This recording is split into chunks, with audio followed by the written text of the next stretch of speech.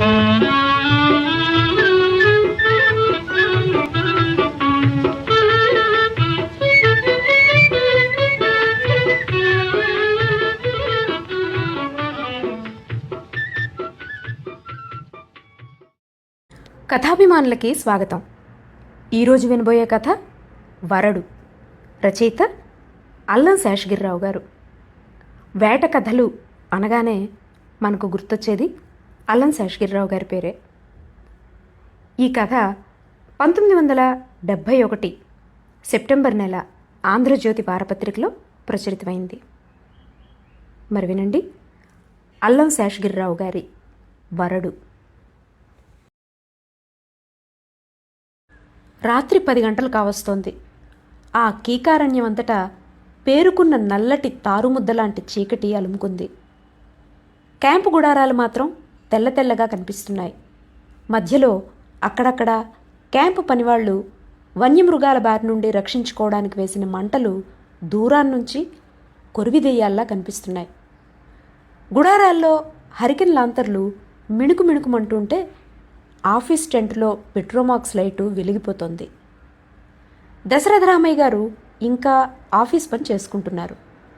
అలా రాత్రి 1 గంట వరకు ప్రతిరోజు పనిచేయడం ఆయనకి పరిపాటే. చిమ్మెట్టలు జుయీమని చేసే శబ్దం తప్ప అంతా నిశ్శబ్దంగా ఉంది. ఎక్కడో దూరంగా కొండల్లో కొండగుర్రె అవిరామంగా కార్మని అరుస్తోంది. దశరథరామయ్య గారికి చిన్న దగ్గు తెర వచ్చింది. కాసేపు గొంతుకలో కఫం తెగేదాకా దగ్గి గుండెని చేత్తో పట్టుకుని టెంట్ తెర తొలగించి బయటకొచ్చి తుపుక్కునుమ్మాడు. ఆయాసం కాస్త తేలికపడిన తర్వాత ఇవాళకి ఇంటికి పోదాం అనుకున్నాడు. కానీ ఇంకా బోలెడు పనుండిపోయింది. అయినా ఇప్పుడు టైం ఎంత అయి ఉంటుందో అని చిన్నయ్య గుడారం వైపు చూశాడు. జీపు డ్రైవర్ చిన్నయ్య హెడ్ క్వార్టర్స్లో ఉంటే సరిగ్గా రాత్రి 12 గంటలకు ఎన్ని పనులున్నా లైట్ ఆర్పేసి పడుకుంటాడు. అది అతని ఎక్స్ మిలిటరీ డిసిప్లిన్ అంటాడు. ఇంకా లాంతరు గుడారంలో వెలుగుతోంది. అంటే 12 కాలేదన్నమాట. సరే, మరో గంట పనిచేసి పోదామని టెంట్లోకి దశరథరామయ్య గారు దూరుతుండగా ఠకాల్మని బూట్లు కొట్టుకున్న చప్పుడు. వెంటనే గుడ్ నైట్ పంతులు బాబో అని అరుపు కూడా వినిపించింది. అకస్మాత్తుగా మిలిటరీ కాషన్ లాంటి అరుపు వినపడగానే ఉలిక్కిపడినా అది చిన్నయ్య కేకే అని పోల్చేసుకున్నాడు. రావయ్యా, ఇంకా నిద్రపోలా అని పలకరించాడు. తన గుడారం ముందు అటెన్షన్ పోజులో సెల్యూట్ చేస్తూ నిలబడ్డాడు చిన్నయ్య. రాత్రుళ్ళు కూడా నీ మిలిటరీ సెల్యూట్లేనా? మిలిటరీ వదిలేసినా ఇంకా డ్రెస్సులు, వీసుడు బరువు బూట్లు, మిలిటరీ సెల్యూట్లు మానవు కదా. రావయ్యా, భోంచేసావా అని అడిగాడు దశరథరామయ్య. ఇప్పుడే అయింది బాబు, చుట్ట కాల్చుకుందామని బయటకు వచ్చాను. మీరు ఇంకా పనిచేస్తున్నారా? అసలే మీ హెల్త్ మంచిది కాదు. ఉబ్బసపోళ్ళు. ఈ చలికాలం ఎంతవరకు పనిచేస్తే ఒళ్ళు పాడైపోతుంది. ఇంటికి వెళ్ళి పడుకోండి బాబు. అమ్మగారు ఒక్కరు పితుకుమంటుంటారు. అప్పుడే ఎక్కడయ్యా, ఇంకా నన్ను తగలెట్టినంత పనుంది. ఒంట్లో బాగాలేదని పనిచేయడం మానేస్తే ఊరుకుంటారా? అందులోనూ రిటైర్ అయిన వాడిని కనికరించి తిరిగి వేసుకున్నారు. సరిగా పనిచేయకపోతే పీకి పారేరు. బాబు, ఇప్పుడు మీకు 60 దాటుంటాయి అనుకుంటాను. ఇంకా ఎన్నాళ్ళు ఇలా కష్టపడతారు? చచ్చే వరకు తప్పదు చిన్నయ్య. చావకుండా బతికుండాలంటే చచ్చేదాకా పనిచేయక తప్పదు. లేకపోతే నాకు నా పెళ్ళానికి ముద్ద ఎలా గడుస్తుంది? ఊళ్ళో చదువుకుంటున్న నా కొడుకును ఎవరు చూస్తారు అని బరువుగా భయంగా నవ్వి టెంట్లోకి పోయి కళ్ళు తుడుచుకుంటూ కాగితాల ముందు తిరిగి కూర్చున్నాడు దశరథరామయ్య. కాంట్రాక్టర్ బిల్లులోని వేలు లక్షల రూపాయలు అతని కళ్లకు గజిబిజిగా కనిపించాయి. ఏటో పంతులు బ్రతుకు అంటూ సానుభూతిగా పెదవి విడిచి చుట్ట కాల్చుకోవడానికి మంట దగ్గరకు నడిచాడు చిన్నయ్య. మంచు బాగా కురుస్తుండటం వల్ల మంటలు సన్నగిల్లిపోతున్నాయి. పనస చెట్టు మీద నుండి ఉండుండి మంచుబొట్లు మంటల మీద పడి సూయిమంటున్నాయి. నీరసించిపోతున్న మంటని బూటుతో తన్ని ఎగదోశాడు చిన్నయ్య. చిటపటమంటూ నిప్పురవ్వలు ఉవ్వెత్తులు లేచాయి. పక్కనున్న ఎండు పుల్లల్ని ఆకుల్ని ఏరి తెచ్చి మంటలో పడేసి రెండుసార్లు మళ్ళా బూటుతో తన్ని ఎగదోశాడు. పనస చెట్టు మొదట్లో కూర్చుని చుట్ట తీసి మంటలో నుంచి ఒక కొరకంచు పుల్ల తీసి వెలిగించుకున్నాడు. చుట్ట భగ్ భగ్మని చుట్టపొగ వదులుతూ సెగ కాచుకుంటున్నాడు. పళపళమంటూ ఎత్తుగా లేస్తున్న మంటలకి అందుబాటులోనున్న పనస ఆకులు మాడిపోతున్నాయి. ఉండుండి కొండగొర్రె అరుస్తూనే ఉంది. కొండల్లో నుండి పొగవాసనతో నిండిపోయింది ఆ ప్రాంతమంతా. గాలేసినప్పుడల్లా చెట్టుకి పండిన బురద పనస మత్తు వాసనల్ని గుబాళిస్తోంది. ఉండుండి మంటల్లోని నిప్పులు ఛట్ ఛట్మని పేలుతున్నాయి. చిన్నయ్య తన ఎడంవైపు టెంటులోకి చూశాడు. ఎవరైనా మేలుకునున్నారేమోనని. అది దశరథరామయ్య కుటుంబం ఉండే టెంటు. లైటు బాగా దించేసింది. పంతులమ్మగారు పడుకొని ఉంటారు, పర్వాలేదు అని చుట్టపారేసి మెల్లగా జేబులోంచి సీసా తీశాడు. గ్రైప్ వాటర్ సీసాలో పోసి తెచ్చుకున్న నాటుసారాన్ని డగ్ డగ్మని 2 గుటకలు మింగాడు. అసహ్యంగా బ్రేవుమని తేంచుకుంటూ సీసా వైపు చూశాడు. మీసాలకి అంటుకున్న సారా బొట్టుని కాసేపు అనుమానంగా నాలికతో చప్పరించాడు. పరీక్షగా 2-3 సార్లు బుడ్డిలో సరుకుని వాసన చూసి మిగతా సీసాని మరి 2 గుక్కల్లో గబగబా ఖాళీ చేసి కాండ్రించి ఎదురుగా ఉన్న మంటల్లోకి తుపుక్కునుమ్మాడు. చప్పగా ఉంది అని విసుక్కుంటూ సీసా అడుగుని మిగిలిన 5-6 చుక్కల్ని నిప్పుల మీదకి జాడించాడు. అవి సుయి సుయిమని వెలిగి ఆరిపోయాయి. దొంగనాయలగాడు నీరు కలిపేశాడు. ఈ సివిల్ నా కొడుకులు ఇంతే, కల్తీ లేకుండా ఏ సరుకు అమ్మరు కదా. మిలిటరీ వాళ్ళకి ఆర్డర్ ఇచ్చేస్తానా, ఇలాంటి వాళ్ళని ఫైర్ చేసి పారేస్తారు. అబ్బే కొంచెమైనా ఫోర్స్ ఎక్కలేదు దొంగనాయలగాడు అంటూ సీసాని వెనకాల తుప్పల్లోకి విసిరేసి కాళ్ళు 2 మంటల వైపు చాచి డిసప్పాయింటెడ్గా పనస చెట్టు మొదలకి చారగిలబడిపోయి మరో చుట్ట వెలిగించాడు చిన్నయ్య. చెమట పట్టిన తన మొహం మంట వెలుగులో ఎర్రగా కందగడ్డలా కనిపిస్తోంది. చిన్నయ్య అసలు పేరు ఆ క్యాంపులో చాలా తక్కువ మందికి తెలుసు. అంతా మిలిటరీ మ్యాన్ అని పిలుస్తారు. అది విని మురిసిపోతాడు చిన్నయ్య. 2వ ప్రపంచ యుద్ధంలో పనిచేసి పింఛను పుచ్చుకున్నాడు. తర్వాత అస్సాం నూనె గనుల్లో కొన్నాళ్ళు పనిచేశాడు. ప్రస్తుతం టెంపరరీ జీప్ డ్రైవర్గా క్యాంప్ నెంబర్ 4 అసిస్టెంట్ ఇంజనీర్ దగ్గర పనిచేస్తున్నాడు. అతనికి మిలిటరీ అంటే ఎనలేని భక్తి శ్రద్ధలు. మనిషి అంటే మిలిటరీ వాడే మనిషి అంటాడు. మిగతా వాళ్ళు సివిలోళ్ళు అని చులకనగా చూస్తాడు. మిలిటరీ వాళ్ళు తమ దేశం కోసం ఫైట్ చేస్తే సివిలోళ్ళు పొట్ట కోసం దేవరిస్తారంటాడు. మిలిటరీ వాళ్ళు నిస్వార్థంగా పనిచేసే నీతి నిజాయితీ గల సీదా ఆద్మీలని, సివిలోళ్ళు బద్మాష్ ఆద్మీలని ఏదో తీసేసి చెప్తాడు. తుఫాను పట్టినా సరే ఆ వయసులో తెల్లవారుజామున 4 గంటలకే లేచిపోయి కసరత్తు చేస్తాడు. 6 గంటకల్లా స్నానం చేయడం, బూట్లు పాలిష్ చేసుకోవడం, మీసాలకు రంగెక్కించుకోవడం పూర్తి చేసుకుని నాస్తా చేసి మగ్గుడు టీ తాగి 6:30కి టంచనగా ఇంజనీర్ గారి దగ్గరకు హాజరవుతాడు. వెళ్లే ముందు జార్జ్ చక్రవర్తి, సుభాష్ బోస్ పటాలకి ఠకాలమని బూట్లు కొట్టి అటెన్షన్ పోజులో సెల్యూట్ చెయ్యందే బయలుదేరడు. మంటకాంతిలో దగ్గరలో ఉన్న తుప్పలు, పనస చెట్టు సగం భాగం, 10-12 గజాల లోపుగా ఉన్న చెట్ల మొదళ్ళు మాత్రమే కనిపిస్తున్నాయి.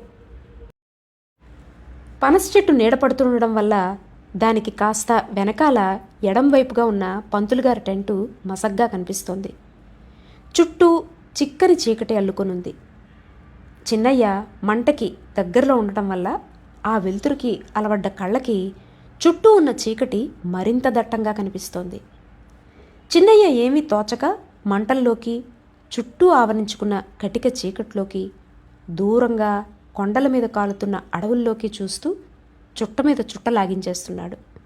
ఉండుండి ఆఫీస్ టెంట్లో నుంచి దశరథరామయ్య గారి దగ్గులు వినిపిస్తున్నాయి.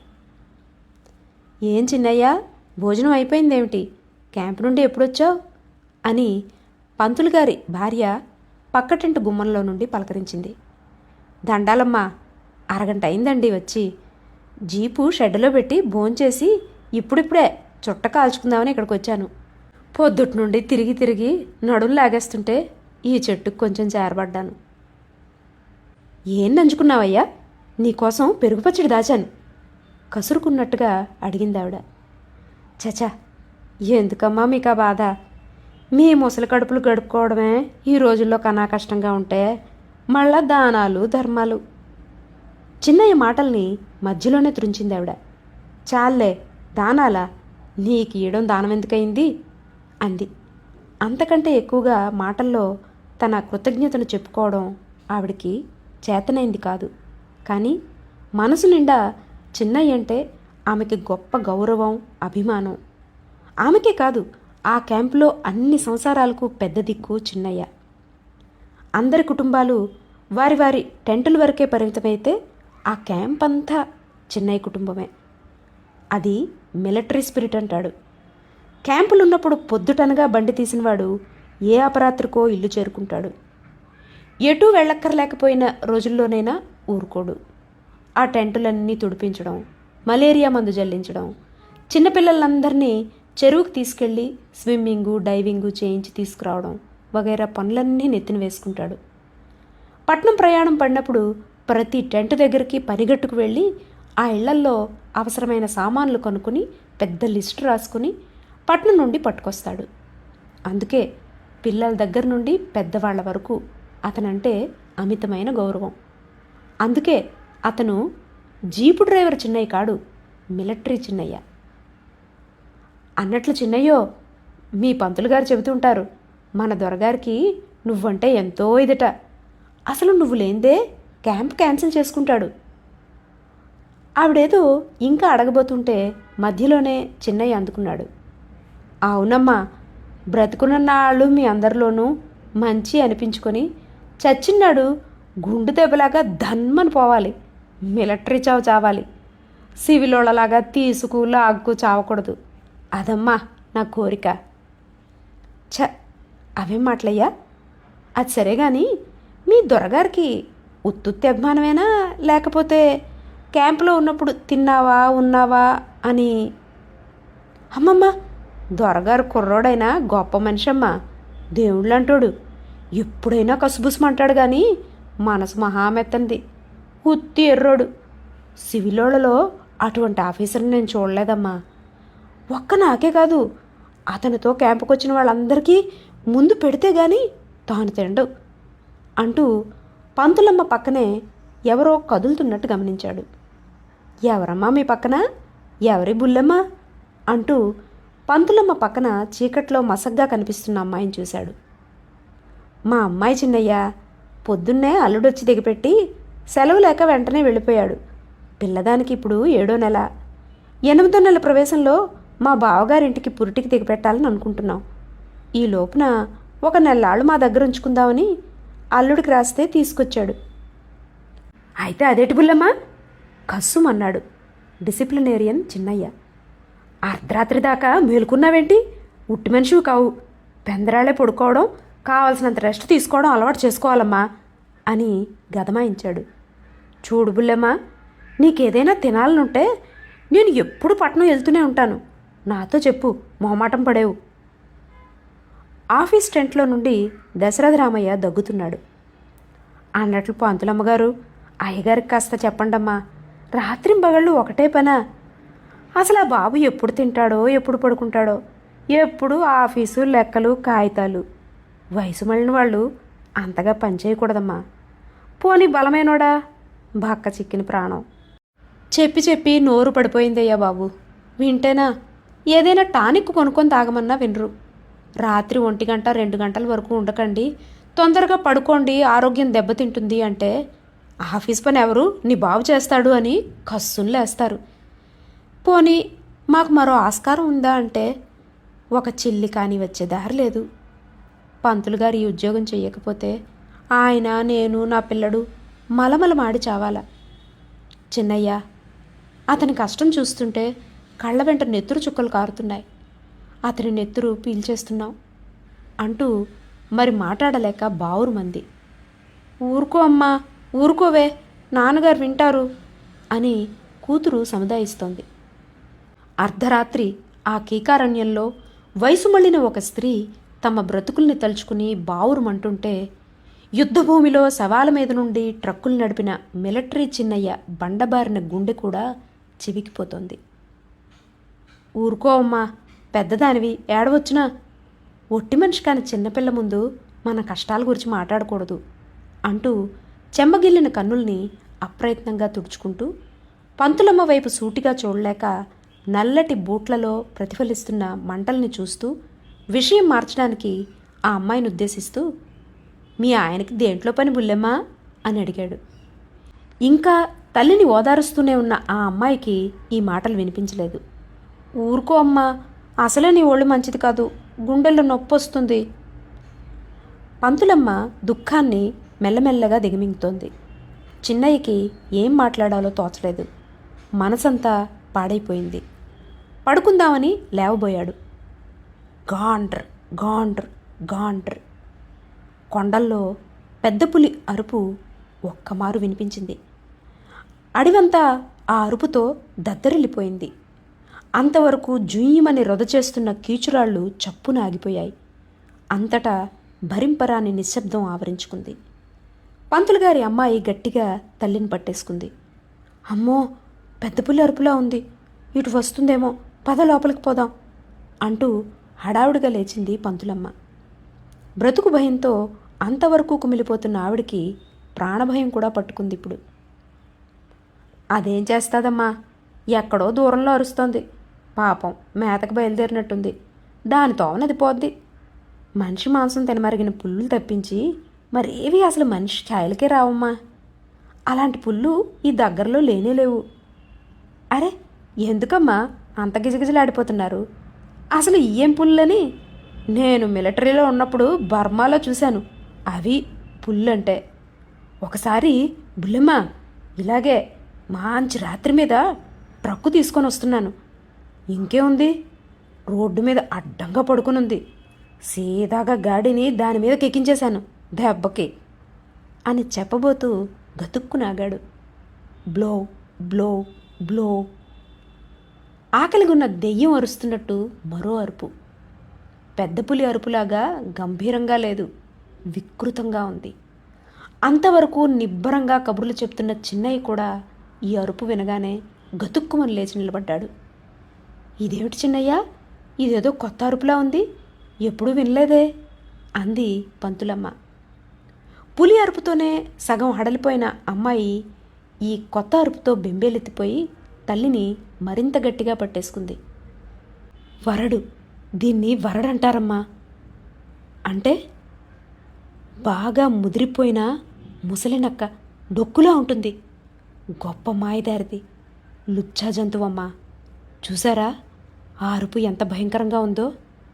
దీన్ని అడవిలో జంతువులన్నీ దెయ్యాన్ని చూసినట్లు చూస్తాయి. ఇదెప్పుడు పులి వెంట తిరుగుతూ ఉంటుంది. బాగా ముసలిదైపోవడం వల్ల దానంతటది వేటాడ తినలేదు, అందుకే పులిని అంటిపెట్టుకుని ఎప్పుడూ తిరుగుతుంటుంది. పులి తిని విడిచిపెట్టేసిన మాంసం దుమ్ములు తిని బ్రతుకుతుంది, స్వతంత్రంగా బ్రతకలేదు. పగలంతా ఇతర జంతువుల ఉనికిని కనిపెట్టి రాత్రవగానే పులిని చాటుగా వాటి మీదకి తీసుకెళ్ళి చంపించేస్తుందట. పులి చంపి తినగా వదిలిన మాంసంతో తన ముసలి కడుపు నింపుకోవడానికి. గొప్ప దగుల్బాజీ జంతువు. బ్లో బ్లో. వరడు అరుపు దూరం అవుతుంది. గాండ్ర్ గాండ్ర్ గాండ్ర్. దాని వెనకాలే పులి అరుపులు. ఈ రాత్రి అడవిలో గొప్ప ఘోరం జరిగిపోతాదమ్మా. విన్నారా వాటి అరుపులు? వరడు దీని మీదకో పులిని ఉసిగొలిపి తీసుకుపోతోంది. పాపం దేని ఆయుష్ మూడిందో, దాన్ని చంపించేసి ఎంగిలికూడు ఇది కూడా తినడానికి. పొట్ట కోసం ఎంత నీచం పని. చిన్నయ్య మనసు కకావికలైపోయింది. ఛ, పడుకునే ముందు దీని అరుపు విన్నాను సనిలాగా. మీరు వెళ్ళి పడుకోండమ్మా, చాలా రాత్రి అయిపోయింది అని బయలుదేరాడు తన టెంట్ వైపు. పంతులమ్మ అమ్మాయిని తీసుకుని లోపలికి వెళ్ళింది. టెంట్ పరదాలు గట్టిగా దగ్గరికి లాగి రాళ్ళు అడ్డం పెట్టింది. చిన్నయ్య టైం చూసి లైట్ ఆర్పేసి మంచం మీద పడుకున్నాడు. మరికొంతసేపటికి ఆఫీస్ నుంచి ఇంటికి వెళుతున్న దశరథరామయ్య గారి కిర్రు చెప్పుల చప్పుడు మగత నిద్రలో స్పష్టాస్పష్టంగా వినిపించింది. తెల్లవారుజామున 3 గంటలైంది. దట్టంగా పొగమంచు కమ్ముకుంటోంది. క్యాంపులో మంటలు చల్లబడిపోతున్నాయి. హఠాత్తుగా కలకలం బయలుదేరింది. అటూ ఇటూ గడబిడగా పరిగెత్తుతున్నారు. చుట్టుపక్కల ఆడవాళ్లు పంతులుగారి టెంట్ వైపు పరిగెడుతున్నారు. లోపల నుండి ఉండుండి మూలుగులు వినిపిస్తున్నాయి. అయ్యో తల్లి, ఇదేమిటే అమ్మా, ఇప్పుడే వచ్చాయేమిటి ఈ మాయదారి నొప్పులు? నేనిప్పుడేం చేసేదమ్మా అని పంతులమ్మ శోకాలు పెడుతోంది. దశరథ రామయ్య గారు ఏమీ తోచక మతిపోయిన వాళ్లాగా టెంట్ బయట తిరుగుతూ వచ్చిన వాళ్లతో ఏదేదో మాట్లాడుతున్నాడు. మధ్య మధ్య పెళ్ళాన్ని, నువ్వు కాస్త నోరు మూసుకో, మధ్యన ఏడుపు ఎక్కువైపోతుంది అని గదమాయిస్తున్నాడు. చిన్నయ్య నిద్రలేచి బయటకొచ్చాడు.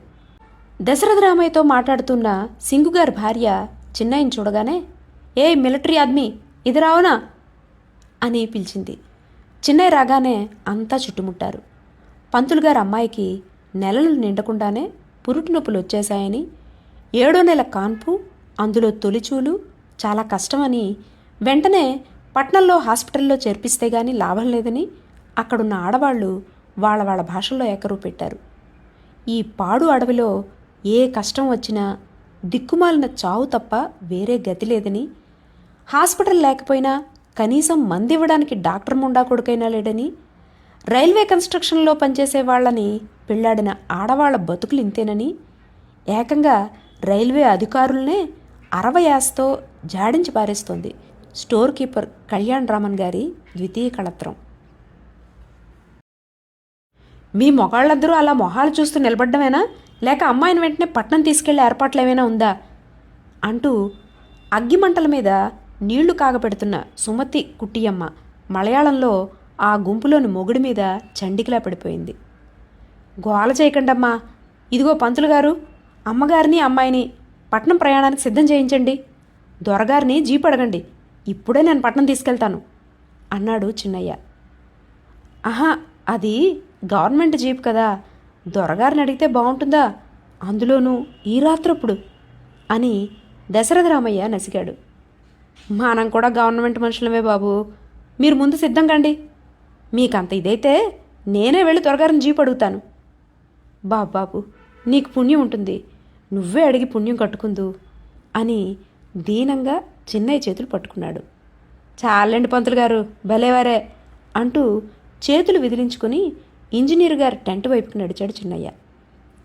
ఇంతలో పంతులమ్మగారి పిలుపు విని లోపలికి వెళ్ళాడు దశరథ రామయ్య. అయ్యో రామా, జీప్ అడగడానికి మీరు వెళ్ళలేకపోయారా? చిన్నయ్యనే పంపించారు, మన పనికి కూడా ఇంకొకళ్ళనే పంపించాలా? మీరే వెళ్ళండి, మళ్ళీ పెద్ద అకౌంటెంట్ని అంటారు, ఆ పాటి జీప్ అడిగి తేలారు అంటూ సర్రున తాచుపాములాగా లేచింది. నువ్వు కాస్త నోరు మూసుకోవే, ఎందుకలా గొంతు చించుకుంటావు? తెలియని దానివి తెలియనట్టు ఊరుకోవాలి. ఆడముండలకేం తెలుసు దొరల సంగతి? అసలే మా ఇంజనీరు రావణాసురుడు లాంటివాడు, దానికి తోడు పగలంతా క్యాంపులు తిరిగి తిరిగి అలసిపోయి వచ్చి పడుకొని ఉంటాడు. ఈ రాత్రప్పుడు లేపితే ఇంకేమన్నా ఉందా? పుల్ల పడిపోడు. అసలే కోపిష్టోడు. తిక్కరేగిందంటే వెనక ముందు ఆలోచించకుండా రేపొద్దున్న టపుక్కును ఉద్యోగం ఉడదీసేస్తాడు. అప్పుడు నువ్వు నేను రోడ్ల మీద చెప్పట్టుకు తిరగాలి. ఇలాంటి బోడి సలహాలు మాని నోరు ముసుగు కూర్చో అంటూ గొణుక్కుంటూ బయటకొచ్చి టెంట్ ముందు చిరాగ్గా పచార్లు మొదలుపెట్టాడు. కాల్బెల్ విని నిద్రలేచి మత్తుగా ఒళ్ళు విరుచుకుంటూ బయటకొచ్చి చిన్నయ్యని, దశరథ రామయ్య టెంట్ ముందు అలికిడిని చూసి, ఏమిటి చిన్నయ్య, ఏం జరిగింది, ఎవరికైనా బాగులేదా అని ప్రశ్నించాడు అసిస్టెంట్ ఇంజనీర్ రామారావు. పాపం పంతులుగారు అమ్మాయికి పురుట్నొప్పులు అకస్మాత్తుగా వచ్చేసాయట సార్. 4 రోజులుండి పోదామని వచ్చిందట పొద్దున్నే. అనుకోకుండా పాపం 7వ నెలలోనే నొప్పులు వచ్చేసాయటండి. పట్నానికి తీసుకువెళ్తేనే కానీ లాభం లేదంటున్నారు సార్ అన్నాడు చిన్నయ్య. అయ్యో పాపం, ఇప్పుడు ఎలాగా? జీపు కావాలి సార్, పట్నం తీసుకెళ్ళి ఆసుపత్రిలో జాయిన్ చేసేస్తాను.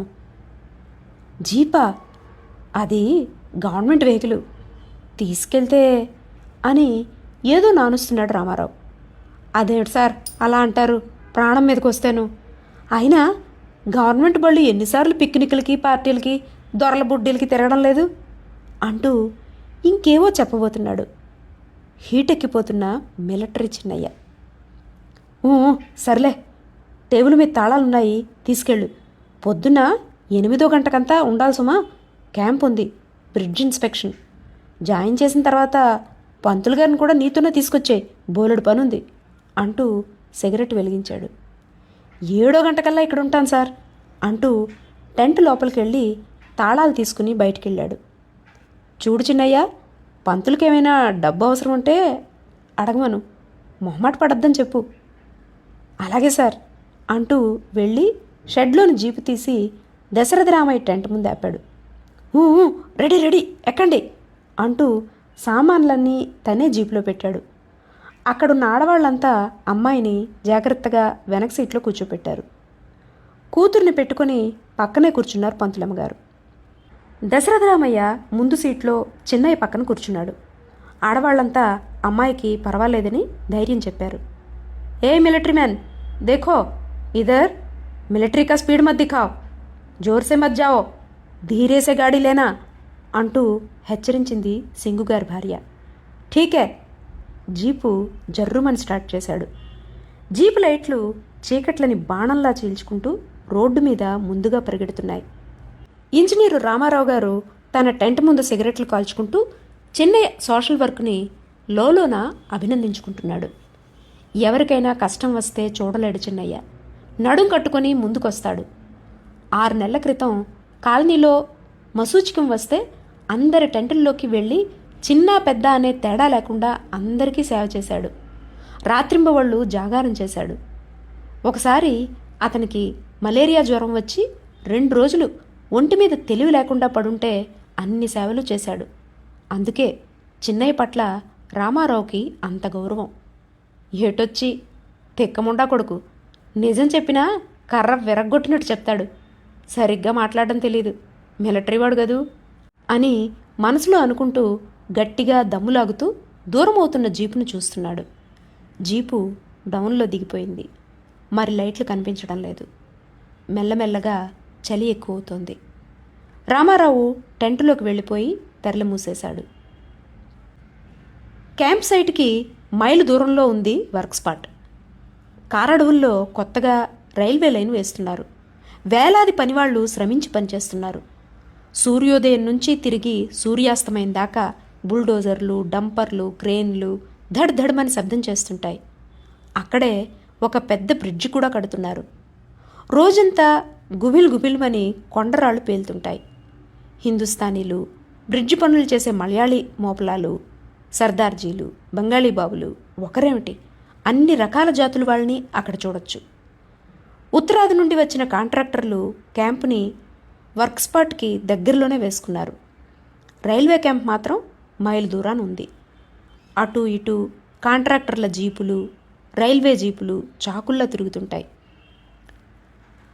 అసిస్టెంట్ ఇంజనీర్ గారి జీప్ ఆగ్గానే కాంట్రాక్టర్లు సవినీయంగా నమస్కారం చేస్తూ ఆయ్యే సాబ్ అంటూ ఎదురుగా వెళ్లారు. ముందు సీట్లో నుంచి అసిస్టెంట్ ఇంజనీర్ రామారావు గారు, వెనక సీట్ నుంచి అకౌంటెంట్ దశరథరామయ్య గారు దిగారు. దశరథరామయ్య చేతిలో 2 లావుపాటి ఫైల్స్ ఉన్నాయి. చిన్నయ్య, దశరథరామయ్యలు కూడా వాళ్ళిచ్చిన కాఫీలు తాగేశారు. దశరథరామయ్య మాత్రం ఎందుకో బితుకుగా కనపడుతున్నాడు. ఇంజనీర్ గారు వెళ్ళిపోగానే పక్కనే ఉన్న కాంట్రాక్టర్ ఆఫీస్ టెంటర్లోనికి వెళ్ళి ఫైళ్లు విప్పి లెక్కలు మొదలుపెట్టాడు. పంతులు గారు, నిద్ర ఊపేస్తోంది, నేను జీపులో పోయి పడుకుంటాను అంటూ జీపుని ఎదురుగా ఉన్న మర్రి చెట్టు కిందకి లాగించేసి వెనక సీట్లో ముడుచుకు పడుకున్నాడు చిన్నయ్య. రాత్రంతా నిద్రలేదేమో దశరథరామయ్యకు కూడా కునుకు ముంచుకొచ్చేస్తోంది. తమాయించుకుంటూ కాగితాల మీద లెక్కలు కడుతున్నాడు. దగ్గరలోనే పనిచేస్తున్న బుల్డోజర్ శబ్దం బుర్రని దులిచేస్తోంది. ఇంజనీర్ గారు ఇన్స్పెక్షన్ నుంచి తిరిగి వచ్చేసరికి మధ్యాహ్నం 12 గంటలైంది. ఎండ మండిపోతోంది. ఎప్పుడు పట్టేసిందో నిద్ర. పాపం దశరథరామయ్య టేబుల్ మీద వాలిపోయి అలానే నిద్రపోతున్నాడు. దశరథరామయ్య గారు, ఆ కాగితాలు అవి తీయండి, సంతకాలు పెట్టేస్తాను, మళ్ళా భోజనానికి టైం అయిపోతుంది, త్వరగా పోవాలి అంటూ నిద్రపోతున్న దశరథరామయ్య ఎదురుగా ఉన్న కుర్చీలో కూర్చుని మొగం మీద మోచేతుల మీద కారుతున్న చెమటని ఉస్సురంటూ తుడుచుకున్నాడు. దశరథరామయ్య నిద్రలోంచి ఉలికిపడి లేచి కళ్ళు నులువుకుంటూ కాగితాలు ఫైలు ముందు పెట్టాడు. ఫైల్లో కొన్ని కాగితాలు తిరగేసి ఆశ్చర్యంగా దశరథరామయ్య నిద్రమోహంలోకి చూస్తూ, పెద్ద బిల్లేదయ్యా, అదే బ్రిడ్జ్ వర్క్ది. చెయ్యలేదు సార్, మనిషి గొంతుకలో తడారిపోతూ దీనంగా చెప్పాడు. వాట్, చెయ్యలేదా? Oh my god! రామారావు కోపంతో ఊగిపోతూ క్షణంసేపు మాట్లాడలేకపోయాడు. ఎర్ర ధూళి చెమట పట్టిన రామారావు మొహం కోపంతో మరింత ఎర్రబారింది. కళ్ళు చింతనిప్పుల్లాగా కణకణలాడుతున్నాయి. నిన్న ననగా చెప్పానే, ఎవడ చంక నాకుతున్నావు? అరిచాడు. ఎక్స్క్యూజ్ మీ సార్, నిన్న రాత్రంతా అమ్మాయికి గడబడి చేసింది కదా సార్, రాత్రే బిల్లు చేసేద్దామనుకుంటే. షటప్! నీ ఇంట్లో గొడవ ఎవడికి కావాలయ్యా? నీకు డబ్బిస్తున్నది ఆఫీస్ పని చేయడానికి కానీ నీ కూతురికి పురుడొచ్చింది, అదైంది ఇదైందని పని ఎగ్గొట్టడానికి కాదు. వర్త్లెస్ ఫెలోస్ అని పిడుగుపడినట్టు గర్జించాడు. ఇంతలో తిరుగు ప్రయాణానికి చిన్నయ్య జీపు తెచ్చి టెంట్ ముందాపి లోపలికొచ్చాడు. ఎదురుగా దశరథరామయ్య వెలవెలబోతూ గజగజలాడిపోతున్నాడు. రేపటి నుంచే నేను పనిలో నుండి డిశ్చార్జ్ చేసేస్తున్నాను. Get out, don't show your face. పెద్ద దొరగారు ఆ బిల్లు సంతకం చేసి అర్జెంటుగా పంపమన్నారని మరీ చెప్పానే. ఇప్పుడు అతను నా మీద దెయ్యంలాగా పడిపోతాడు. మీరంతా ఎందుకయ్యా ఉండి? నో, ముసలాడవని కనికరించి అపాయింట్మెంట్ ఇప్పిస్తే పని ఎగ్గొడతావు. Keep off from me dirty fellow అంటూ ఇంకా కోపం పట్టలేక టేబుల్ మీదనున్న ఫైల్ తీసి దశరథరామయ్య మొహం కేసుకొట్టాడు. అసలే భయంతో సగం చచ్చిపోయిన దశరథరామయ్యకి ఉద్యోగం పోతుందనేసరికి పై ప్రాణాలు పైనే పోయాయి. దాంతో ఫైలు మొహానికి తగలగానే కళ్ళు తిరిగిపోయి పడిపోబోయాడు. పక్కనున్న కాంట్రాక్టర్ మనిషి ఎవడో పట్టుకుని కింద పడుకోబెట్టి మొహం మీద నీళ్లు చల్లాడు. ఇది చూస్తున్న మిలిటరీ చిన్నయ్య నెత్తురు మరిగిపోయింది. నువ్వు మనిషివా రాక్షసుడివా అని పిడికిలు బిగపెట్టి గట్టిగా అరుస్తూ ఇంజనీర్ మీదకి పళ్ళు కొరికి వెళ్ళబోతూ తమాయించుకుని ఆగిపోయాడు. రామారావు అమాంతంగా నిర్ఘాంతపోయాడు. ఏమిటి, డ్రైవర్ చిన్నయ్యేనా ఇలా అంటున్నాడు అని తన కళ్ళని తనే నమ్మలేక కోపంతో వణికిపోతున్న చిన్నయ్యను చూస్తూ క్షణంపాటు అలా ఉండిపోయాడు. ముసలోని కొడతావా, నువ్వు మనిషివేనా అని మరోసారి గర్జించాడు. కేకలు విని అంతా చుట్టూ చేరారు. ఇది చూసిన రామారావు అహం దెబ్బతింది. తన దగ్గర పనిచేసే ఒక జీపు డ్రైవరు అంతమంది ఎదుట అలా తనపై కేకలేస్తుంటే సహించలేకపోయాడు. ఏమిటి చిన్నయ్య, నువ్వేమన్నా తాగావా? నువ్వెవరివని ఇందులో జోక్యం చేసుకోవడానికి? నేనెవడినా? నీలాంటి జంతువుని కాను, మనిషిని. ముసలోడు రాత్రంతా పనిచేస్తాడు. నిన్న రాత్రి అయితే అసలు కంటికి కునుకే లేదు. ఏదో పని మిగిలిపోయిందని కొడతావా? ముసలోడు సొమ్మసిల్లిపోయాడు. చచ్చిపోతేనో? మీకిష్టం లేకపోతే ఉద్యోగంలోంచి తీసేయండి. కొట్టడానికి మీకేం పవర్స్ ఉన్నాయి అని మిలిటరీ ఊపుతో విరుచుకు పడిపోతుంటే అందరూ నివిరిపోయి చూస్తున్నారు. నాకేం పవర్స్ ఉన్నాయా? అమ్మ రాస్కెల్, ఎంత పొగరు పట్టిందిరా నీకు అంటూ విసురుగా మీదకి వెళ్ళాడు. చిన్నయ్య తర్జని చూపించాడు. మంచిది కాదు సార్, తొందరపడకండి. చెప్తున్నాను, నేను పంతుల్ని కాదు ఊరుకోవడానికి. ఒంటి మీద చెయ్యి పడిందో ఖైమా చేసేస్తాను. నేను మిలిటరీ వాణ్ణి. అప్పుడప్పుడే తెలివిలోకి వస్తున్న దశరథరామయ్య అమాంతంగా లేని శక్తిని తెచ్చుకొని లేచి ఆఫీసర్కి చిన్నయ్యకి మధ్యలోకి వెళ్ళి, ఊరుకో చిన్నయ్య, నీకెందుకు? దొరగారు, మీరు ఊరుకోండి, దండం పెడతాను అంటూ రామారావు చేతులు రెండూ పట్టుకొని ఆఫ్ చేశాడు. వాట్, నన్ను ఖైమా చేస్తావా? నిన్ను నిన్ను ఏం చేస్తానో చూడు, స్కౌండ్రల్ అంటూ ఉగ్ర నరసింహుల్లా శివాలెత్తిపోతూ నేలని కసితీరా ఒక తన్ను తన్ని టెంట్ తెర తోసుకుంటూ వెళ్ళి జీపులో కూర్చుని స్టార్ట్ చేశాడు. వెనకాలే దశరథరామయ్య నెమ్మదిగా సర్దేసుకున్నాడు.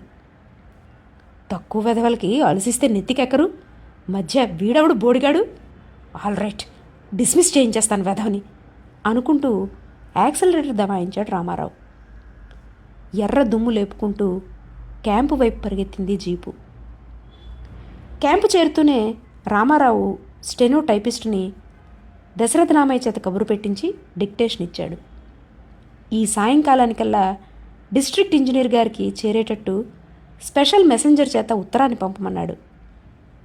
సాక్డాఫ్ వెధవ తిరగబడతాడు అంటూ ఇంకా ఉప్పెనలా విజృంభిస్తోన్న కోపాన్ని తమాయించుకుని భోజనం చేయకుండా పడుకున్నాడు. మెలకువ వచ్చేసరికి బాగా రాత్రి దాటిపోయింది.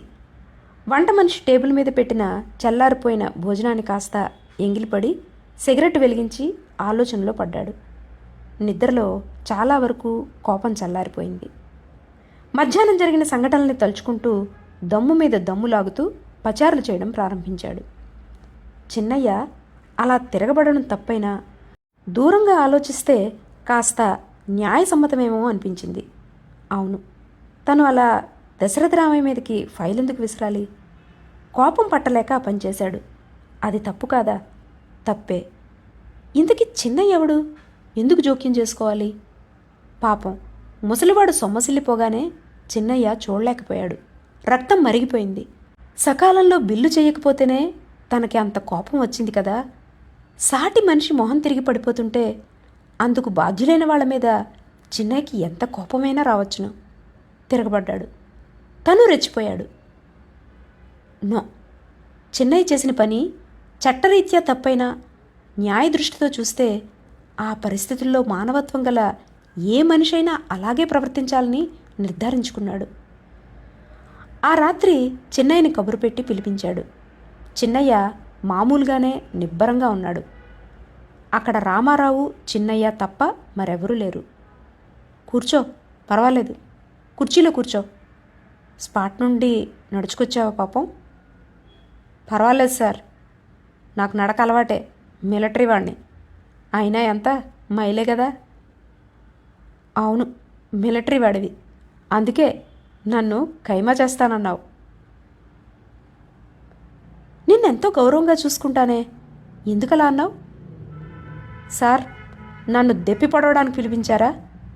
మీరే మరొకసారి ఆలోచించుకోండి సార్, అప్పుడు మీకే తెలుస్తుంది మీరు చేసిన పని తప్పో కాదో. పంతుల్ని అలా ఫైల్తో కొట్టడం న్యాయమేనా? భక్క ప్రాణం సొమ్మసిల్లిపోయాడు కదా. మీ తండ్రి గారే ఆ పరిస్థితిలో ఉంటేనో? చిన్నయ్య, నీకు తెలుసు కదా నేను కోపిష్టివాడినని. అరుస్తాను కానీ కరవను, అరిచే కుక్కను మాత్రమే. నేను చేసిన పని తప్పే అయినా నా కోపం తగ్గిన తర్వాత చెప్తే నేను ఒప్పుకోనా? నేను మనిషిని కానా? సరే, అయిందేదో అయిపోయింది. నువ్వు కోపంలో ఏదో అన్నావు, నేను ఏదో అన్నాను. సరే, అన్నీ మర్చిపో, మనసులో పెట్టుకోక. ఈ మాట చెబుదామనే పిలిపించాను. పోయి పడుకో, చాలా రాత్రి అయింది. గుడ్ నైట్ సార్ అని సెల్యూట్ చేసి బయటకొచ్చాడు. భేష్, ఏం మనిషి! తనది తప్పని తెలుసుకున్న తర్వాత తరతమ భేదం చూడకుండా జీపు డ్రైవర్నైన నన్ను పిలిపించి తప్పు ఒప్పుకున్నాడు. కుర్రోడైనా దేవుడు, సివిలోళ్లలో తప్పు పుట్టాడు అని లోలోన అభినందించుకుంటూ తన టెంట్ వైపు నడిచాడు మిలిటరీ మ్యాన్ చిన్నయ్య. ఆ రోజు ఉదయం అనుకోకుండా డిస్ట్రిక్ట్ ఇంజనీర్ గారు క్యాంప్కి వచ్చారు. అంతా ఎదురు వెళ్ళి వాళ్ళని తీసుకొచ్చారు. పెద్ద ఇంజనీర్ గారికి, అతని సిబ్బందికి ప్రత్యేకమైన వసతి, భోజనం ఏర్పాట్లు వెంటనే చేయించారు. భోజనాలైన తర్వాత 11 గంటల వేళ ఇంజనీర్లిద్దరూ మ్యాపులు ముందు పడేసుకుని ఏవేవో చర్చలు జరిపారు. అన్ని క్యాంపుల్లో కంటే ఈ క్యాంపులో పని చురుగ్గా, పగడ్బందీగా సాగుతోందని మెచ్చుకున్నారు పెద్ద ఇంజనీర్ గారు. రామారావు గారు, మీ అకౌంటెంటు దశరథ రామయ్యని, అదెవరు చెప్పమా? ఆ జీప్ డ్రైవరు, అదే చిన్నయ్య గదు, అతన్ని కబురు పెట్టండి. దశరథ రామయ్య ఎప్పుడూ లేనిది గెడ్డం శుభ్రంగా గీసుకుని, పంచెలో చొక్కా టక్ చేసి, ఎప్పటిదో పాత కోటు వేసుకుని, అతి వినయంగా చేతులు కట్టుకుని దొరగారుల ముందు నిలబడ్డాడు. చిన్నయ్య మిలిటరీ అటెన్షన్ పోజులో సెల్యూట్ చేసి నిల్చున్నాడు. అతని వైపు 2-3 సార్లు ఎగాదిగా చూశారు పెద్ద దొరగారు. ఇతను మిలిటరీ అని అడగబోతుండగా, అవును సార్, ఇతను ఎక్స్ మిలిటరీ మ్యాన్ అని రామారావు చెప్పాడు. ఆ మాట విని విన్నట్టుగా ఎదురుగా ఉన్న దశరథ రామయ్యను ఉద్దేశించి, చూడండి అకౌంటెంట్ గారు, మీ పనిని మెచ్చుకొని మీ కేసు అసిస్టెంట్ ఇంజనీర్ రికమెండ్ చేశారు. మీకు మరో సంవత్సరం ఎక్స్టెన్షన్ ఇస్తున్నాను. Prove yourself to be a worthy son to the country అంటూ లేచి దశరథ రామయ్యకి షేక్ హ్యాండ్ చేశారు. అంతా తమ దయ సార్. చిన్నదొరగారు నా పరిస్థితిని చూసి రికమెండ్ చేసుంటారు అని ఉక్కిరి బిక్కిరైపోతూ ఆనందంతో మరి మాట్లాడలేక కళ్ళంబట జలజలా నీళ్లు కార్చాడు. నో యూ డిజర్వ్ ఇట్ ఐసే అని అన్నారు రామారావు టేబుల్ మీద పేపర్ పెట్టి తిప్పుతూ. మీరు చాలా మంచివారు సార్. పాపం ముసలాయనకి ఇంత తిండి పెట్టారు. ఆయన రాత్రింపగళ్ళు పనిచేస్తారు సార్ అని మధ్యలో చిన్నయ్య చెబుతుంటే డిస్ట్రిక్ట్ ఇంజనీర్ గారికి మంటెక్కింది. చూడు, ఒకరితో మాట్లాడుతున్నప్పుడు మధ్యకి రాకూడదు. అది డీసెన్సీకి వ్యతిరేకం. మళ్ళీ మిలిటరీ వాడిని అంటావు అంటూ చిరాగ్గా చిన్నయ్య వైపు కస్సుమని లేచాడు. వెంటనే మళ్ళా మాట మార్చేసి దశరథరామయ్యను ఉద్దేశించి, ఇంకా 4-5 కాంట్రాక్టర్ల బిల్లులు ఉండిపోయాయి. ఈ నెలాఖరులోగా కంప్లీట్ చేసేయండి. చాలా డిలే అయిపోయాయి అన్నట్టు చెప్పడం మర్చిపోయాను.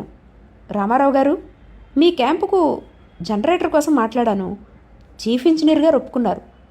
మరో 4 రోజుల్లో మీ క్యాంప్కి కరెంట్ వస్తుంది. థ్యాంక్ యూ సార్ అన్నారు రామారావు. ఇదిగో, నీ పేరేంటన్నావు?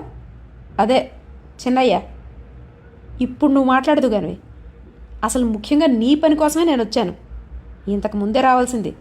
కలకత్తా వెళ్ళడం వల్ల రాలేకపోయాను. నువ్వేం పని చేస్తుంటావు? జీపు డ్రైవర్ని సార్. వారం రోజుల క్రితం చిన్నదొరగారు బ్రిడ్జ్ ఇన్స్పెక్షన్కి వెళ్ళినప్పుడు అతన్ని ఖైమా చేస్తానని అన్నావట కదూ? Yes sir. ప్రక్కనున్న రామారావు చటుక్కున నాలిక ఖర్చుకుని కంగారు పడిపోతూ, నో సార్, అది నేను. వెయిట్ ప్లీజ్, అతన్ని మాట్లాడనివ్వండి. నువ్వు ఖైమా చేస్తావని అనడాన్ని ఒప్పుకుంటున్నావు కదూ? Yes sir. అది తప్పేనా? ముమ్మాటికి కాదు. చిన్నదొరగారు దశరథరామయ్య గారిని ఫైల్తో మొగం మీద కొట్టారు. అతను సొమసిలు పడిపోయాడు. అలా చేయడం తప్పు కదా? తప్పో కాదో చిన్నదొరగారిని అడగండి. నేను మధ్యలో కలగజేసుకున్నానని నా మీదకి పిడికిలు బిగిస్తూ వచ్చారు. నా ఒంటి మీద చేయబడితే ఖైమా చేసేస్తానన్నాను. నేనే కాదు, నా పరిస్థితిలో ఉన్న ఏ మగాడైనా అంటాడు. అంటే దొరలు గాజులు తొడిగించుకున్నారనేగా నీ ఉద్దేశం? అకౌంటెంట్ గారికి చిన్నదొరగారికి మధ్య ఘర్షణ నీకే విధంగానూ సంబంధించింది కాదు కదా. అనవసర విషయాల్లో జోక్యం కలగజేసుకోవడమే కాక నీ పై అధికారిని ఖైమా చేస్తానని బెదిరించడం మోస్ట్ ఇన్సబార్డినేషన్. తప్పు. నువ్వు కాదంటావా? రూల్ ప్రకారం తప్పే కావచ్చు, కానీ మనిషిగా ఆలోచిస్తే అది తప్పు కాదు సార్. సాటి మనిషికి సంబంధించిన విషయం.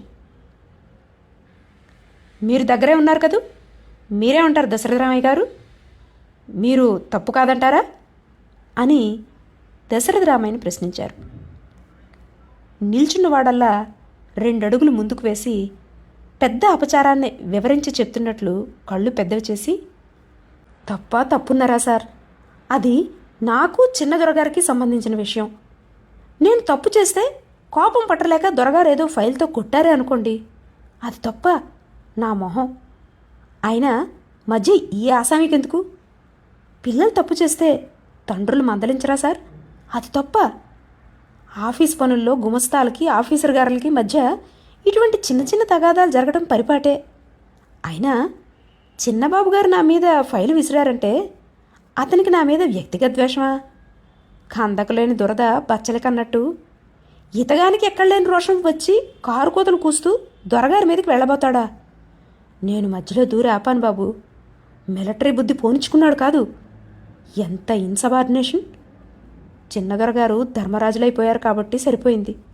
అదే మా కాలంలో లాంటి ఇంగ్లీష్ దొరలు అయ్యుంటేనా అక్కడే గుండేసి కొట్టేస్తారు అంటూ ఏక బిగిని చెప్పాడు. ఇది వింటున్న మిలిటరీ చిన్నయ్య నీరు కారిపోయాడు. తన కాళ్ళ క్రింద నేల కూలిపోతున్నట్టు అనిపించింది. అతను చెప్తున్నదంతా మతిపోయిన వాళ్ళ వింటూ నిల్చున్నాడు. అయితే నేను చేసింది తప్పా పంతులు బాబు అనగలిగాడు. తప్పున్నారా? ఇంకా మెల్లిగా అంటావు అన్నాడు అప్రయత్నంగా ముఖం పక్కకి తిప్పుకుంటూ. ఇంతసేపు ఇదంతా వింటున్న రామారావు గారు రెస్ట్లెస్గా మధ్యలో అందుకొని, excuse me sir, he's nice man. దూరంగా ఆలోచిస్తే నాదే తప్పండి. తర్వాత గొడవలన్నీ సర్దుకున్నాయి. రిపోర్టు విషయమే నేను మర్చిపోయాను I want to withdraw the report. No, you cannot. I view this most seriously. Chinnayya, ఈవేళ సాయంకాలం నుంచి నీ ఉద్యోగం మాకు అవసరం లేదు. ఈ క్షణమే నీ సెటిల్మెంట్ పైకం తీసుకోవచ్చును. You can go now. Dasaratharamaiah గారు, మీరు కూడా వెళ్ళవచ్చును. పెద్ద దొరగారు త్వరగా తేల్చేశారు. ఎస్ సార్ అని బూట్లు ఠకాయించి సెల్యూట్ చేసి బయటకు వెళ్ళిపోయాడు చిన్నయ్య. రామారావు పెద్ద దొరగారిని చాలా బ్రతిమలాడాడు. తన సర్వీస్లో ఎప్పుడూ ఎవరిని బ్రతిమాలనంతగా చిన్నయ్య కోసం బ్రతిమాలాడు. కానీ దొరగారు వినలేదు. ఇన్సబార్డినేషన్ ఈవేళ మీకు, రేపు నాకు అవుతుంది. మిస్టర్ రావు, నువ్వింకా కుర్రాడివి. ఇలాంటివి ఆర్గ్యుమెంటేటివ్ స్టాఫ్ని ఎక్కడికక్కడ నొక్కేయకపోతే నెగ్గలేం. టేక్ ఇట్ ఈజీ అంటూ అప్పటికే స్టెనో సిద్ధం చేసిన చిన్నయ్య డిస్మిసల్ ఆర్డర్స్ మీద పరపరా సంతకాలు పెట్టేసి జీప్ ఎక్కి వెళ్ళిపోయాడు. సూర్యుడు పడమట కొండల్లోకి దిగిపోయాడు. చిన్నయ్య డబ్బా డవాలా అన్నీ కిట్ బ్యాగ్లో వేసి కట్టేసి వీపుకు తగిలించుకున్నాడు. హరికేన్ లాంతర్ని, వాటర్ బాటిల్ని కూడా వీపును వేలాడేసుకున్నాడు. చూడ్డానికి ఉద్యోగం పోయినవాళ్లా లేడు. యుద్ధంలో క్యాంపు మారుతున్న మిలిటరీ సోల్జర్ లాగున్నాడు. విచారం కానీ, దిగులు కానీ మచ్చుకైనా ముఖంలో కనిపించటం లేదు. జీపు తాళాలు ఇచ్చేస్తూ ఇంజనీర్ గారికి ఆఖరిసారిగా సెల్యూట్ చేశాడు. రామారావు చిన్నయ్య ముఖంలోకి చూడలేక తలదించుకున్నాడు. ఎందుకు బాబు బాధపడతావు? నువ్వు కుర్రోడివి కానీ దేవుడు బాబు. ఒకసారి అన్నావు, జ్ఞాపకం ఉందా? అరిచే కుక్కనని. ఛస్, నువ్వెందుకు కుక్కవయ్యావు బాబు? పుల్లంటోడివి, రాజాజాతి. నీ గుండె మైదానం లాంటిది. నిన్ను అంటిపెట్టి బ్రతుకుతున్నా మేము కుక్కలమే, నక్కలమే. నువ్వు సివిలోళ్లలో తప్పుట్టావు. నేను వస్తాను బాబు అంటూ అక్కడి నుండి వచ్చేశాడు. చిన్నయ్య వెళ్ళిపోతున్నాడని తెలిసి ఆ క్యాంపులో జనం అంతా గుమిగూడిపోయారు. అందరితోనూ నవ్వుతూ షేక్ హ్యాండ్ ఇస్తున్నాడు. కొందరు కంటతడి పెడుతుండడం గమనించి, ఏమి శివులోళ్ళయ్యా, నేను చచ్చిపోతున్నానా? ఎందుకు అలాగైపోతారు? వారెవ్వా అంటూ వీపులు చరుస్తున్నాడు. మంచోడిని ఉద్యోగం నుంచి తీసేశారు. ఈ ఆఫీసర్లకి పెద్ద రోగం రాదా అని ఆఫీసర్లని రామారావుకి రాని అరవం భాషలో తిడుతూ చిన్నయ్యకి గ్లాసుడు మజ్జిగ అందించింది కళ్యాణ్ రామన్ గారి ద్వితీయ కళత్రం. ఇంతలో కారం అటుకులు పొట్లం కట్టి పట్టుకొచ్చిన సింగుగారి భార్య ఆ పొట్లం అతని సంచిలో పెడుతూ, హే మిలిటరీ మ్యాన్, హమ్ సబ్ లోగోं को छोड़कर कहाँ जाते हो అని చిన్నపిల్లల బావురుమంది. ఇంతలో ఎదురుగా గుమ్మం దగ్గర పంతులమ్మ, అమ్మాయి నిల్చున్నారు. చిన్నయ్య, చీకటి పడిపోయింది, ఇప్పుడు ఎక్కడికి వెళ్తావు? ఈ రాత్రికి మా ఇంట్లోనే భోంచేసి పడుకో, రేపు పొద్దున్నే వెళ్ళొచ్చును అంది పంతులమ్మ చిన్నయ్యకి ఎదురుగా వెళ్ళి. వద్దమ్మా, మరెక్కడెందుకు, పోతాను అని లోపలికి మంచం మీద పడుకునున్న పసిగుడ్డు వైపు తొంగి చూసి, ఒరే బుల్లడా, పెద్దోడవైతే ఈ సివిలోళ్ళలో చేరిపోకురాయ్, నాలాగా మిలిటరీ ఓడివికా. బుల్లెమ్మ, ఈయన్ని మిలిటరీలో చేర్పించు అంటూ చిన్న విజిలేశాడు. నిన్ను ఉద్యోగంలోంచి తీయించేసిన వాళ్ళకి తప్పక నీ ఉసురు తగులుతుంది అంటూ దుఃఖాన్ని దిగమింగుకుంటోంది పంతులమ్మగారు.